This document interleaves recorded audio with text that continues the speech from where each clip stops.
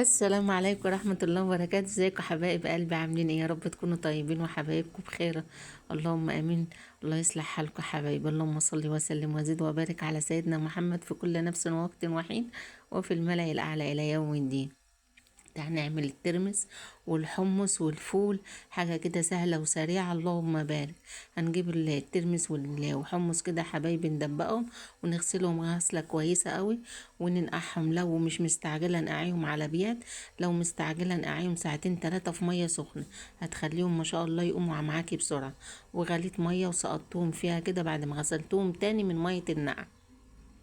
وهنا الفول جبته كده برضو، نقعته ساعتين 3 وصفيته من ميه خالص، وجبت طاسه سخنه ما فيهاش اي ماده دهنيه. وهنحاول بقى كده ايه، نديله التشويحه الجميله كده عشان نعمل احلى فول. مشوي معانا كده يا حبايبي للتسالي. كل سنه وانتم طيبين ومتهنيين يا حبايب قلبي. لازم تكون الطاسه سخنه عشان تدينا اللون الجميل ده. شايفين الحمص والبليله كده يا حبايب واللهم صل على النبي والترمس، اما بيجوا يغلوا كده حبايبي بيطلعوا ريم كده، لازم نشيله عشان ده كله غازات. بنشيله كده، وحاولي ما تغطيش الحله خالص، ولو غطيتيها تواربيها عشان خاطر ما تفرش معاكي على البوتاجاز. هنا الفول خد لون حلو معانا اهو يا حبايبي. نزلت عليه بميه كده مغليه يا دوبك غلوه، واطفي عليه وسيبيه بميته. اول ما يبرد اغسليه من ميته حبيبه قلبي. ما شاء الله، شايفين ما بياخدش سوا، بخلاف خالص مش لما مش هتنقعيه بتبقي مش واثقه في سواه. بقول لكم شوفوا الحمص ما شاء الله يا حبايبي، خد خلوتين 3 وغطيت عليه. ما بحبش اقري الحاجه.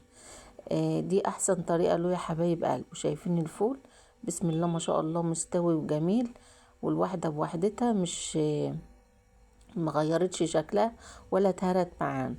هنا شايفين يا حبايبي الحمص بعد ما هديت عليه بقى وغطيت عليه، طفيت قصدي البوتاجاز وغطيت عليه. بقول لكم شوفوا استوى وجميل ازاي.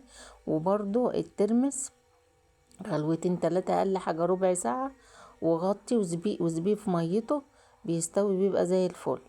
شايفين ما شاء الله بتتقشر معانا صاحيه بتتقشر بيطير من ايدي، بتتقشر معانا وفي نفس الوقت بتلاقيها مستوية كده، تيجي تتك عليها تتقسم معاكي. هو ده السوى المظبوط، عشان زي ما قلتلك الحاجة تبقى محافظة على طعمها وشكلها وما تبقاش مهرية معاكي. هنا بقى جبت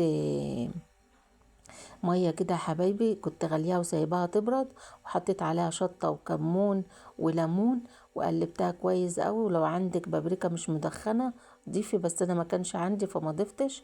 وقسمي بقى الكميه دي بين الفول والحمص والترمس.